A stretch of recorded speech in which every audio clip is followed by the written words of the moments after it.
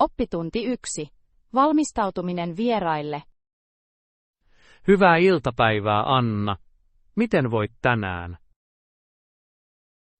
Hyvää iltapäivää, John. Pärjään hyvin, kiitos. Entä sinä? Minusta tuntuu hyvältä. Halusin keskustella puhdistustottumuksista tänään. Kuulostaa mielenkiintoiselta. Siivous on tärkeää, etenkin ennen vieraiden saapumista.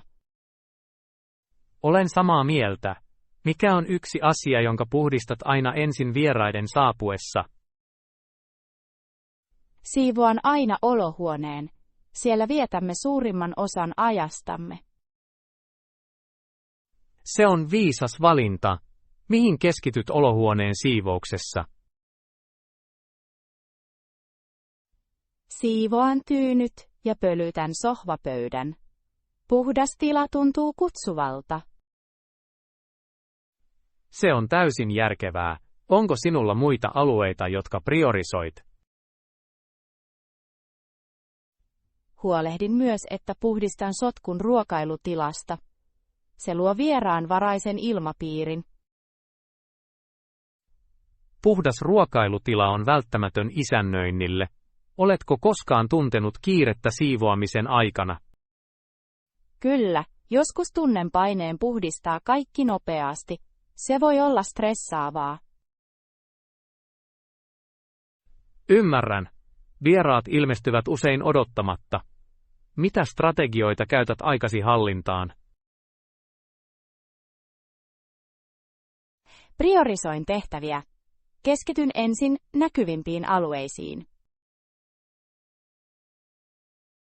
Tämä on fiksu lähestymistapa. Kuinka kauan vietät yleensä siivouksen ennen vieraiden saapumista?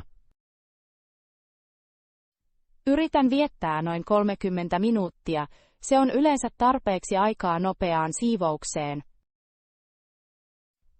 Kuulostaa järkevältä. Pyydätkö koskaan apua perheeltä tai ystäviltä? Kyllä, otan usein mukaan perheeni. Tiimityö tekee siivouksesta nopeampaa ja hauskempaa. Olen samaa mieltä. Yhdessä työskenteleminen voi luoda miellyttävän ilmapiirin. Entä sinä, John? Mitä siivoat ensin vieraille? Olen utelias tietämään. Siivoan keittiön aina ensin. Se on tärkeä alue isännöinnissä. Se on ratkaisevan tärkeää. Mihin erityisiin tehtäviin keskityt keittiössä? Pesen astiat ja pyyhin tiskit alas. Puhdas keittiö tuntuu vieraanvaraiselta. Varmasti. Vieraat kokoontuvat usein keittiöön, etenkin aterioiden aikana. Nimenomaan. Varmistan myös, että liesi on puhdas. Se tekee hyvän vaikutelman. Kuulostaa tärkeältä. Se heijastaa huomiota yksityiskohtiin. Kyllä. Onko sinulla pikavinkkejä puhdistuksen helpottamiseksi? Suosittelen käyttämään monipintaisia puhdistusaineita. Ne säästävät aikaa ja vaivaa. Se on hieno idea. Harkitsen sitä ehdottomasti. Myös siivousaikataulun pitäminen voi auttaa. Se jakaa tehtävät hallittaviin osiin. Se on hyvä pointti. Aikataulu voi vähentää viime hetken stressiä. Kyllä. Mitä neuvoja antaisit henkilölle, joka kamppailee siivouksen kanssa ennen vieraita? Ehdotan, että keskitytään ensin vilkkaaseen liikenteeseen. Sillä voi olla suuri ero. Se on vankka neuvo. Kiitos, että jaoit puhdistusstrategiasi, John. Kiitos, Anna. Nautin keskustella siivoustavoistamme. Oppitunti 2. Rohkeuden hetket. Hyvää iltapäivää, Anna. Miten voit tänään? Hyvää iltapäivää, John. Pärjään hyvin, kiitos. Entä sinä? Minusta tuntuu hyvältä. Halusin puhua rohkeuden hetkistä tänään. Kuulostaa kiehtovalta. Rohkeudella voi olla monia muotoja. Olen samaa mieltä. Mikä on hetki, jolloin tunsit rohkeutta viime aikoina? Äskettäin pidin puheen yhteisötapahtumassa. Tunsin oloni melko hermostuneeksi. Kuulostaa haastavalta. Mikä oli puheesi aihe? Puhuin yhteisön osallistumisen tärkeydestä. Se on aihe, josta välitän syvästi. Se on tärkeä aihe. Miten valmistauduit puheeseesi? Harjoittelin monta kertaa ystävien edessä. Heidän palautteensa auttoi minua parantamaan. Se on hieno strategia. Tunsitko vielä ahdistusta puhepäivänä? Kyllä, tunsin perhosia vatsassa. Muistutin kuitenkin viestistäni. Se on hyvä tapa lisätä itseluottamusta. Miten yleisö reagoi? He olivat tarkkaavaisia ja sitoutuneita. Heidän hymynsä rohkaisi minua jatkamaan. Kuulostaa palkitsevalta. Mikä oli puheesi kohokohta? Jaoin henkilökohtaisen tarinan siitä, kuinka yhteisön tuki muutti elämääni. Henkilökohtaiset tarinat voivat resonoida muiden kanssa. Se tekee viestistä merkityksellisen. Nimenomaan. Uskon, että aidot kokemukset yhdistävät meidät. Oletko ajatellut puhua uudelleen tulevaisuudessa? Kyllä! Haluan jakaa lisää ideoita yhteisöni kanssa. Se on kiitettävä tavoite. Julkisesti puhuminen vaatii rohkeutta. Kiitos, John. Entä sinä? Milloin tunsit olosi rohkeaksi viime aikoina? Tunsin itseni rohkeaksi, kun kohtasin vaikean tilanteen työssä. Kuulostaa haastavalta. Mitä tapahtui? Työkaveri kamppaili tehtäviensä kanssa ja päätin auttaa. Se vaatii rohkeutta. Miten lähestyt tilannetta? Tarjosin apuani tukevalla ja kunnioittavalla tavalla. Se on ihailtavaa. Asioita voi olla vaikea käsitellä suoraan. Kyllä, mutta halusin luoda positiivisen ympäristön. Toisten auttaminen on välttämätöntä. Olen täysin samaa mieltä. Arvostaako työtoverisi apuasi? Kyllä, he ilmaisivat kiitollisuutensa. Se vahvisti tiimityötämme. Se on ihanaa. Toistensa auttaminen voi edistää vahvaa työpaikkaa.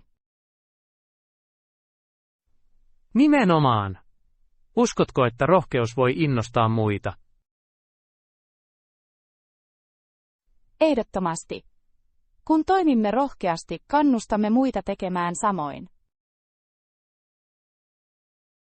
Minäkin luulen niin. Se luo rohkeuden aaltoille vaikutuksen.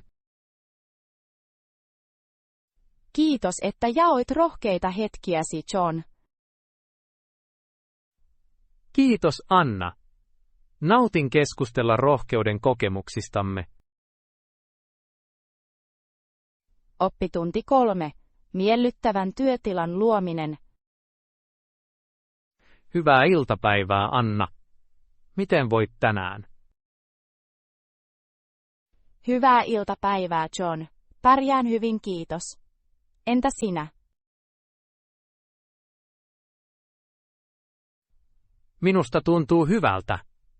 halusin keskustella työtiloista tänään. Kuulostaa mielenkiintoiselta. Miellyttävä työtila voi parantaa tuottavuutta. Ehdottomasti. Miten pidät työtilasi nautinnollisena? Koristelen työpöytäni kasveilla. Ne lisäävät elämää ja väriä. Kasvit voivat kirkastaa mitä tahansa tilaa. Mitä tyyppejä sinulla on? Minulla on pieni mehikasvi ja rauhanlilja. Niitä on helppo hoitaa. Ne ovat hienoja valintoja. Huomaatko, että kasvit auttavat mielialaasi? Kyllä. Ne luovat rauhoittavan ilmapiirin. Tuntuu rauhalliselta työskennellessäni. Voin kuvitella. Onko sinulla myös henkilökohtaisia esineitä pöydälläsi? Joo, minulla on kuvia perheestäni ja ystävistäni. Ne muistuttavat minua hyvistä ajoista. Ihana idea! Henkilökohtaiset yksityiskohdat voivat tehdä työtilasta kutsuvamman. Nimenomaan. Se luo mukavuuden tunteen. Entä sinä, John? Kuinka teet työtilastasi nautinnollisen? Tykkään pitää työtilani järjestyksessä. Siisti työpöytä auttaa minua keskittymään. Organisaatio on välttämätöntä. Kuinka pidät sen siistinä? Käytän säilytyslaatikoita tarvikkeisiin. Se vähentää sotkua ja luo tilaa. Tämä on fiksu lähestymistapa. Onko sinulla inspiroivia lainauksia työtilasi ympärillä? Kyllä, minulla on pieni taulu lainausmerkeillä. Ne motivoivat minua vaikeina päivinä.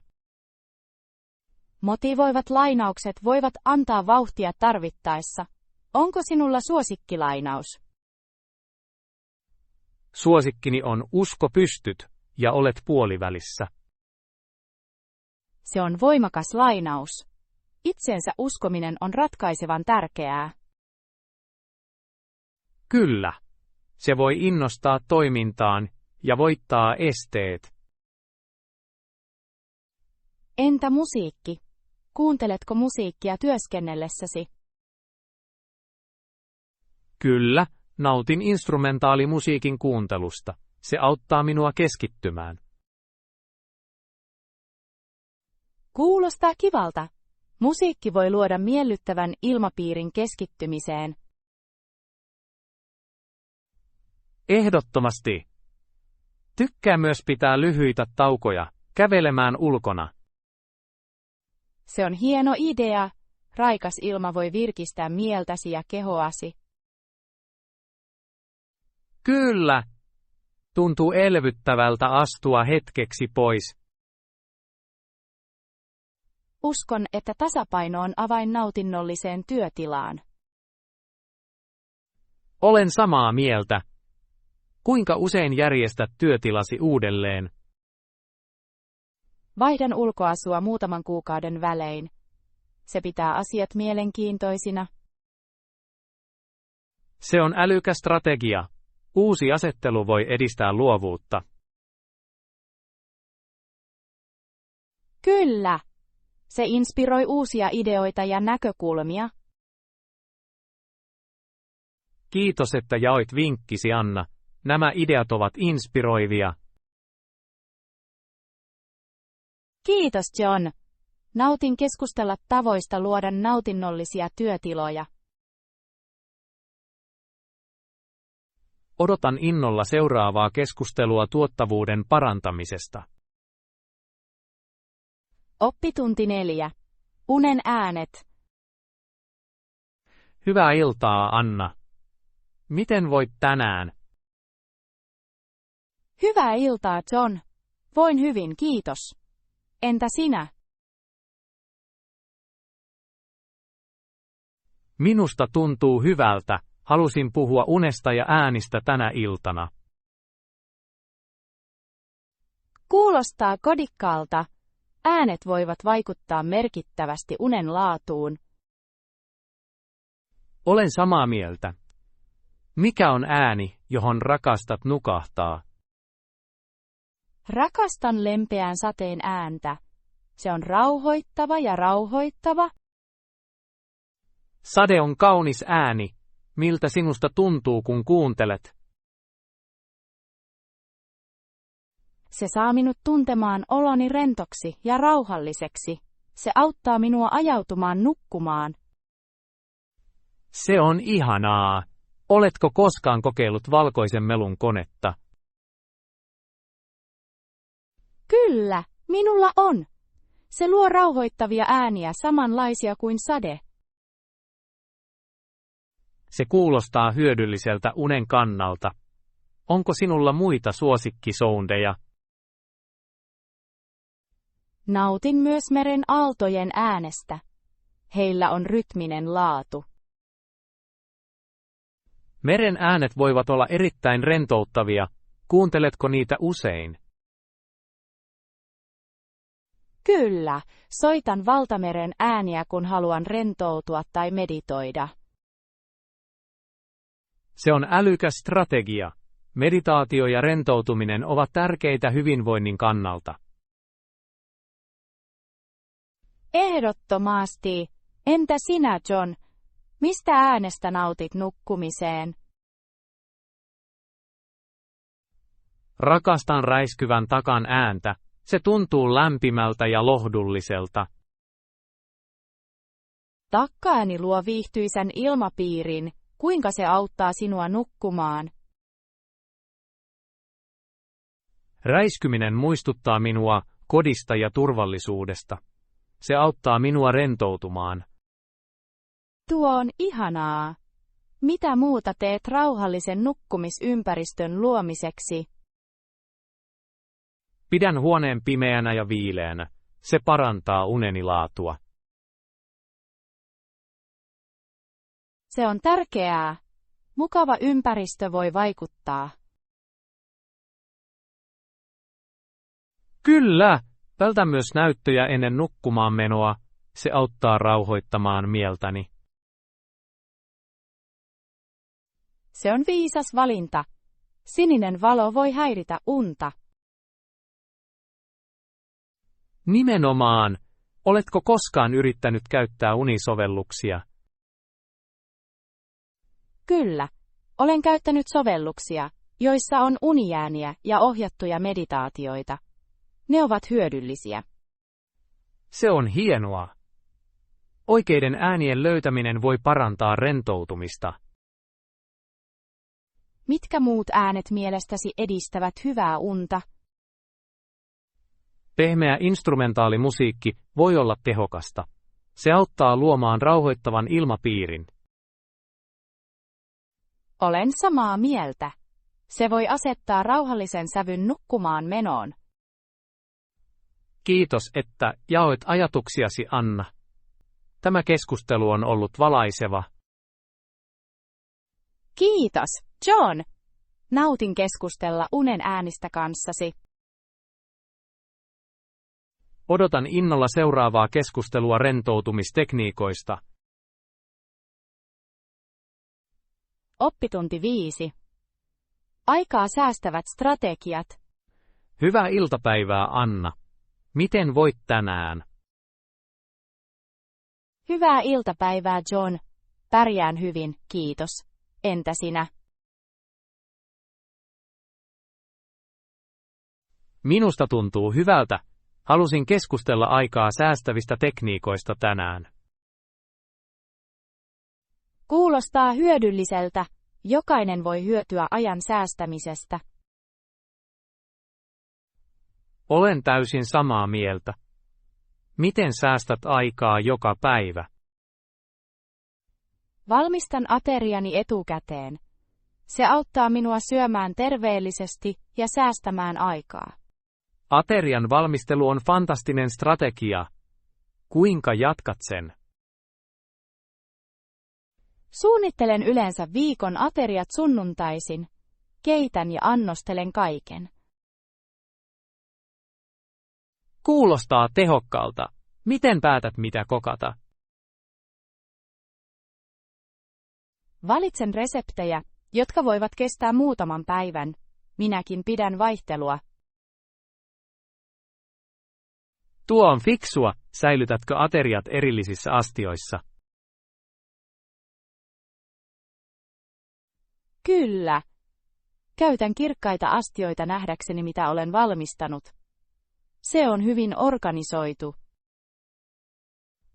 Sen avulla on varmasti helppo napata ateria. Oletko löytänyt tämän menetelmän hyödylliseksi? Ehdottomasti. Säästän aikaa kiireisinä arkipäivinä. Voin vain lämmittää ja syödä. Se on hyvä tapa yksinkertaistaa rutiiniasi. Onko sinulla muita aikaa säästäviä vinkkejä? Automatisoin tehtäviä aina kun se on mahdollista. Olen esimerkiksi määrittänyt automaattiset laskumaksut. Se on viisas liike. Tehtävien automatisointi voi vähentää stressiä ja vapauttaa aikaa. Kyllä. Sen avulla voin keskittyä nautinnollisempiin aktiviteetteihin. Entä aamusi? Miten säästät aikaa tuon kiireen aikana? Laitoin vaatteeni edellisenä iltana. Se säästää päätöksiä aamulla. Se on hieno vinkki. Se voi tehdä aamuista tehokkaampia. Kyllä. Lisäksi valmistan lounaani edellisenä iltana välttääkseni aamun kaaoksen. Lounaan valmistaminen etukäteen on fiksua. Sen on vähennettävä aamustressiä. Ehdottomasti. Entä sinä, John? Miten säästät aikaa joka päivä? Käytän tehtävänhallintasovellusta aikataulun järjestämiseen. Kuulostaa tehokkaalta. Miten se auttaa sinua hallitsemaan aikaasi? Sen avulla voin priorisoida tehtäviä ja asettaa muistutuksia. Tarkistan sen päivittäin. Se on hieno strategia. Järjestäytyminen voi parantaa tuottavuutta. Kyllä, se auttaa minua keskittymään siihen, mikä on tärkeintä. Huomaatko, että päivän suunnittelu parantaa ajanhallintaa?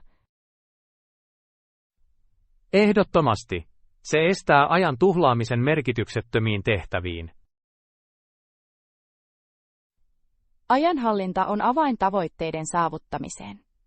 Onko sinulla muita menetelmiä, joita käytät? Yritän rajoittaa häiriötekijöitä. Sammutan ilmoitukset puhelimestani työskennellessäni. Se on fiksu idea.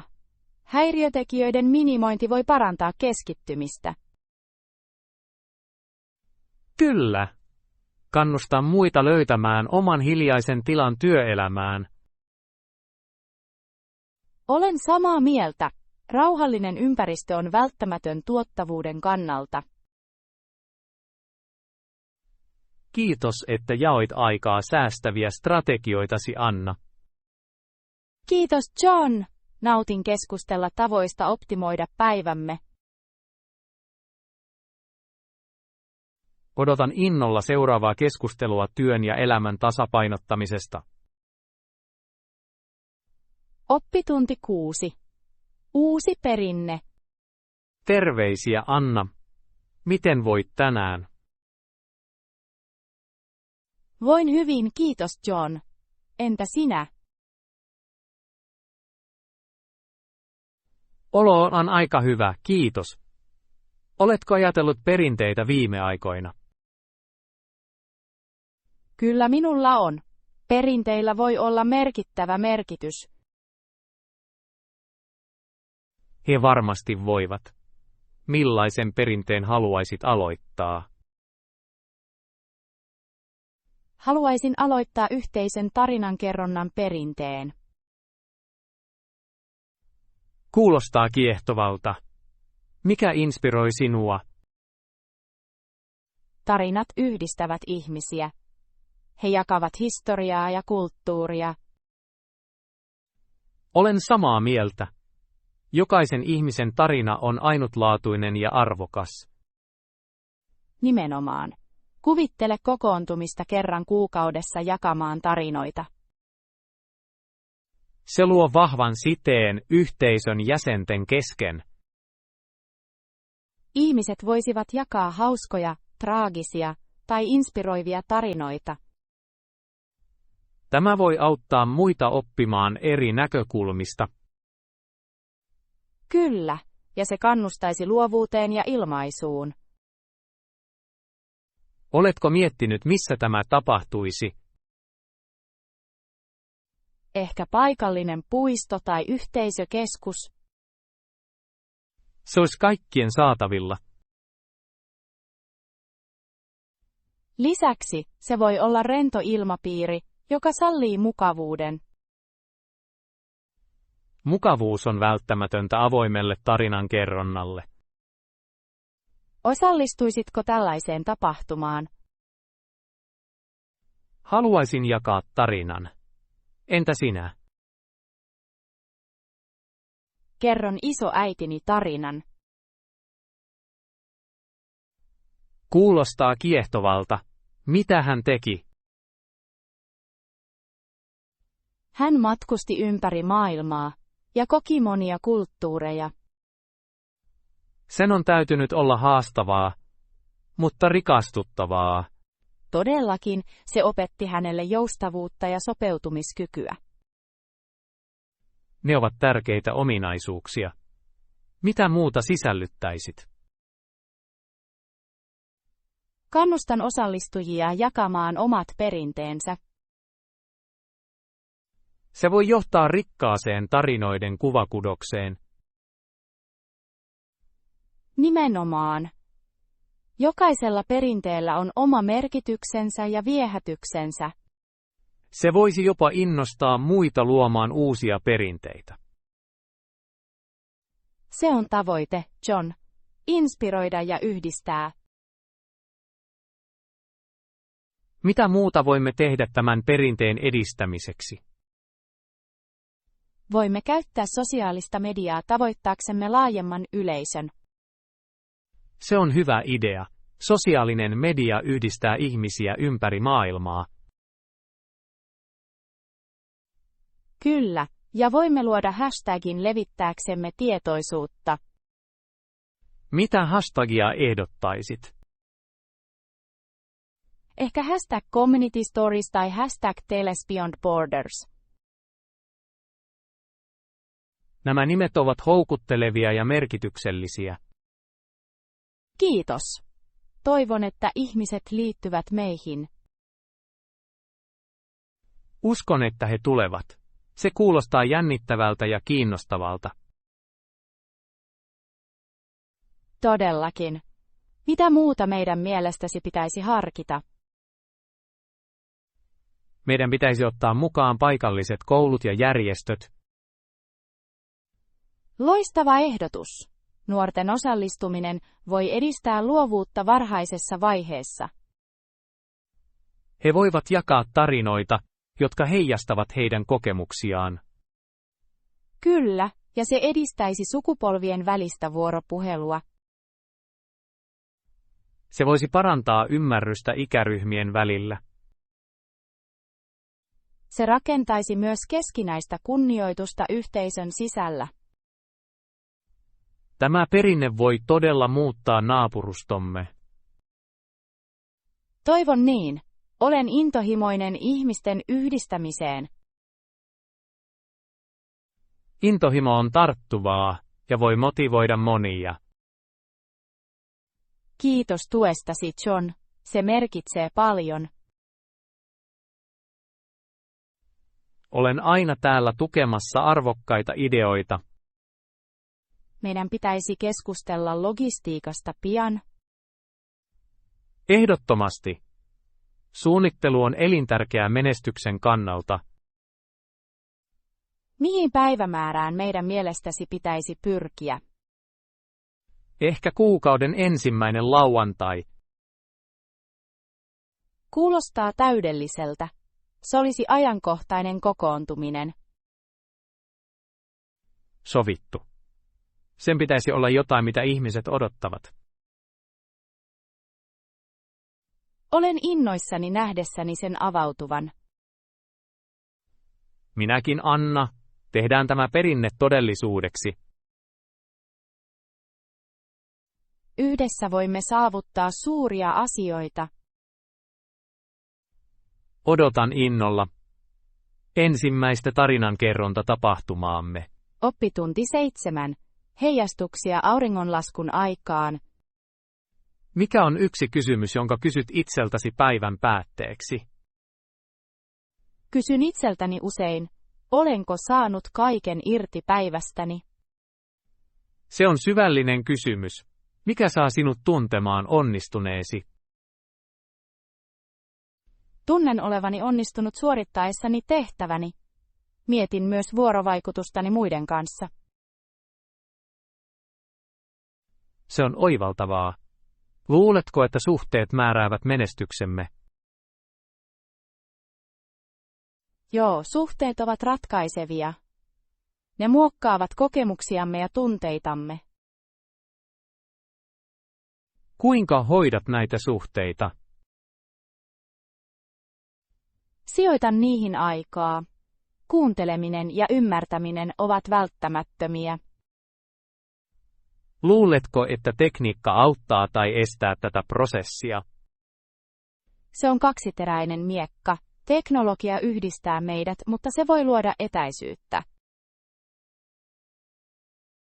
Se on mielenkiintoinen näkökulma. Käytätkö sosiaalista mediaa usein? Käytän sitä, mutta rajoitan aikaani. Se voi olla ylivoimaista. Kuinka tasapainotat online-elämää ja tosielämää? Priorisoin kasvokkain tapahtuvaa vuorovaikutusta. He tuntevat olevansa merkityksellisempiä. Tämä on viisas lähestymistapa. Mistä nautit vapaa-ajallasi? Rakastan lukemista ja uusien paikkojen tutkimista. Se ruokkii luovuuttani. Tutkimus voi olla rikastuttavaa. Mikä oli viimeinen seikkailusi? Kävin viime viikonloppuna läheisessä kaupungissa. Tunnelma oli hurmaava. Kuulostaa ihastuttavalta. Löysitkö mitään erityisen mieleenpainuvaa? Kyllä, löysin viehättävän pienen kahvilan. Kahvi oli hienoa.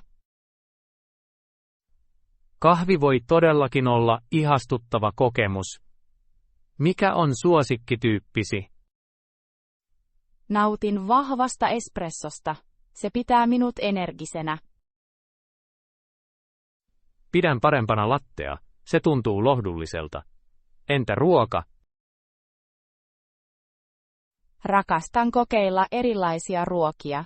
Jokainen kertoo tarinan. Mikä oli unohtumattomin ruokalaji, jonka maistit? Mausteinen thaimaalainen curry, se oli purskausmakuja. Se kuulostaa houkuttelevalta. Pidätkö ruuan laitosta? Rakastan ruoanlaittoa. Se on minulle luova ulostulo. Mikä on allekirjoitusruokasi? Alkuperäinen ruokalajini on kotitekoinen pasta. Se on aina yleisön miellyttävä. Haluaisin kokeilla sitä joskus. Mikä inspiroi ruoanlaittoa? Matkustaminen inspiroi minua. Jokainen paikka tuo uusia makuja ja tekniikoita. Onko paikkoja, joissa haluat käydä? Haaveilen vierailusta Italiassa. Heidän keittiönsä on legendaarinen. Italia olisi uskomaton kokemus. Mikä vetoaa sinuun eniten? Kulttuuri, historia ja tietysti ruoka. Se kuulostaa täydelliseltä sekoitukselta kokemuksia. Mikä motivoi sinua matkustamaan? Etsin uusia näkökulmia. Matkailu avaa mieleni erilaisille kulttuureille. Se on upea näkymä. Miten voit viedä nämä kokemukset takaisin kotiin? Sisällytän ne elämääni. Kokeilen uusia reseptejä ja jaan tarinoita. Tarinoiden jakaminen on elintärkeää. Se yhdistää meidät. Minkä tarinan jakamisesta nautit eniten? Nautin jakaa tarinoita seikkailuistani. Jokaisella on oppitunti. Oppitunnit ovat korvaamattomia. Mikä on tärkein oppitunti, jonka olet oppinut? Olen oppinut, että aika on kallisarvoista. Se olisi käytettävä viisaasti. Se on voimakas opetus. Kuinka varmistat, että teet sen? Mietin päivääni säännöllisesti. Se auttaa minua priorisoimaan aikani. Heijastaminen on avainasemassa. Oletko oppinut jotain yllättävää pohdinnoissasi? Kyllä, huomaan usein, että yksinkertaiset hetket merkitsevät eniten. Yksinkertaiset hetket tuovat iloa. Mikä on yksinkertainen hetki, jota vaalitte? Auringonlasku katsottuna ystävän kanssa. Se oli seesteistä ja kaunista. Luonnolla on tapa rauhoittaa sieluamme. Etsitkö usein tällaisia hetkiä? Minä tiedän. Ne auttavat minua latautumaan ja löytämään selkeyttä. Selkeys on välttämätöntä. Sen avulla voimme keskittyä siihen, mikä todella on tärkeää. Ehdottomasti. Keskityn kiitollisuuteen. Se muuttaa näkökulmaani. Kiitollisuus voi muuttaa elämäämme. Mistä olet kiitollisin? Olen kiitollinen tukevista ystävistä ja perheestä. Ne kohottavat minua. Tuki on elintärkeää. Se tekee vaikeista ajoista hallittavissa. Kyllä, arvostan niitä, jotka kohottavat mielialaani. Entä sinä? Olen kiitollinen mahdollisuuksista oppia ja kasvaa. Jatkuva oppiminen on tärkeää. Se pitää elämän jännittävänä. Se todella tekee. Mitä uutta haluaisit oppia?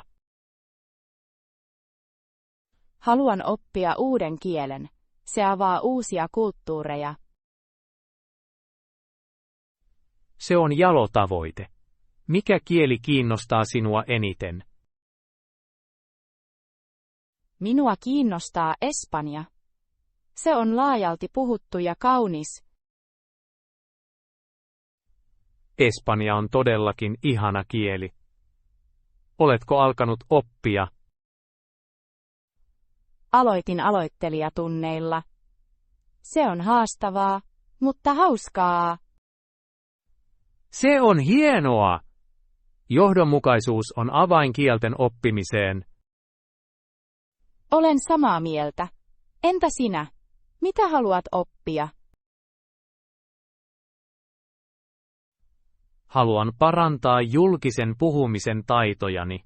Se on arvokas voimavara. Julkinen puhuminen voi lisätä luottamusta. Miten aiot parantaa? Aion liittyä paikalliseen puhujaklubiin. Harjoittelu tekee täydellisyydestä. Kuulostaa tuottavalta strategialta. Toivotan teille menestystä. Kiitos. Ehkä voisit liittyä minuun jonain päivänä. Se olisi kiehtovaa. Voisimme auttaa toisiamme. Yhteistyö johtaa usein loistaviin tuloksiin. Yhdessä oppiminen voi todellakin olla rikastuttavaa. Olisi ihanaa jakaa kokemuksia ja kasvua. Oppitunti 8. Kirjojen mukavuus. Hyvää iltaa, Anna. Toivon, että voit hyvin. Hyvää iltaa, John. Voin hyvin, kiitos. Entä sinä? Minäkin voin hyvin. Olen miettinyt kirjoja viime aikoina. Kirjat voivat olla hyvin lohduttavia. Onko sinulla suosikkia? Todellakin. Palaan usein johonkin tiettyyn kirjaan. Se on mielenkiintoista. Mikä kirja tuo sinulle lohtua? Kirja on ylpeys ja ennakkoluulo. Minusta se on ilahduttavaa.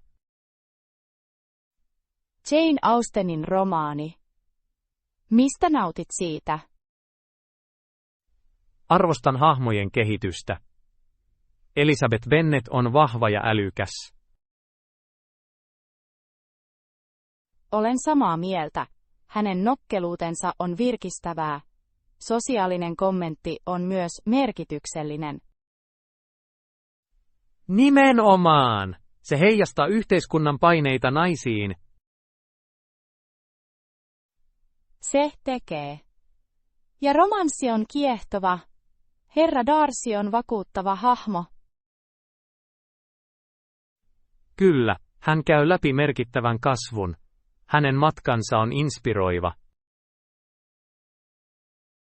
Luetko tätä kirjaa, usein mukavuuden vuoksi? Kyllä, löydän lohtua sen sivuista. Tuttu juoni on rauhoittava. On mukavaa palata johonkin, jota rakastat. Teen samoin. Mihin kirjaan palaat lohduttaaksesi?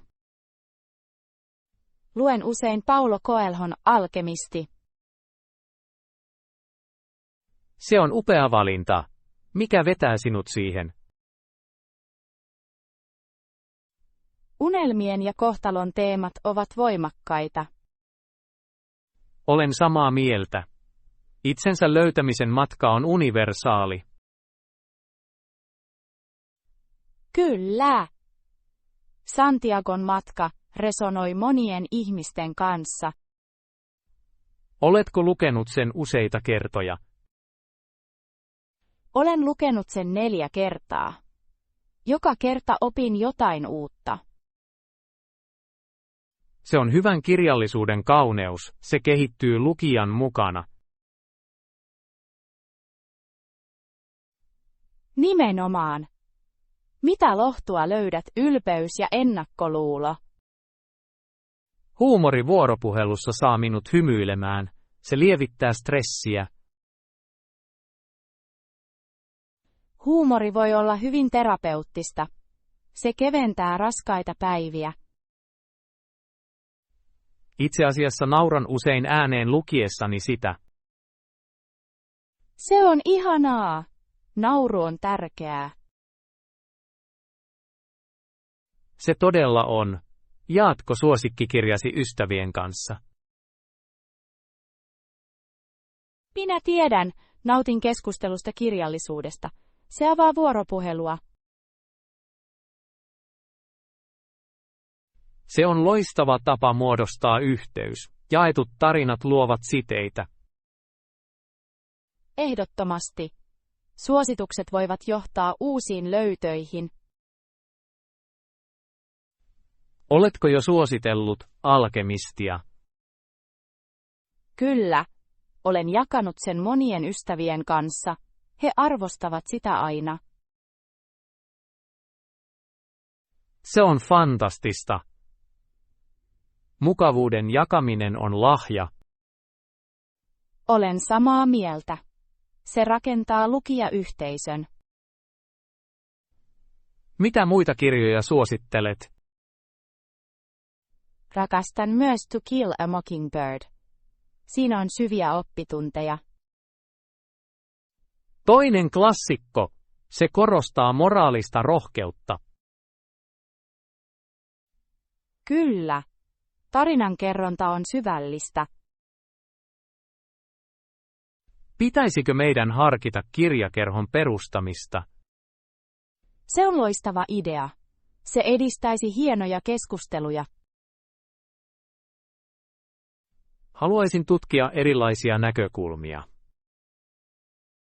Minäkin. Se voi olla hyvin rikastuttavaa.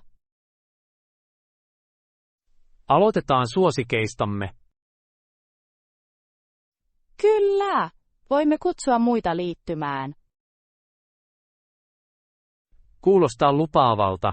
Odotan sitä innolla. Niin minäkin. Suunnittelemme pian ensimmäinen tapaamisemme. Kerään materiaalia keskustelua varten. Täydellinen. Valmistelen joitain kysymyksiä. Yhdessä luomme nautinnollisen kokemuksen. Ehdottomasti. Kirjallisuus tuo meidät yhteen upeilla tavoilla. En todellakaan voi odottaa. Siitä tulee ihastuttava matka.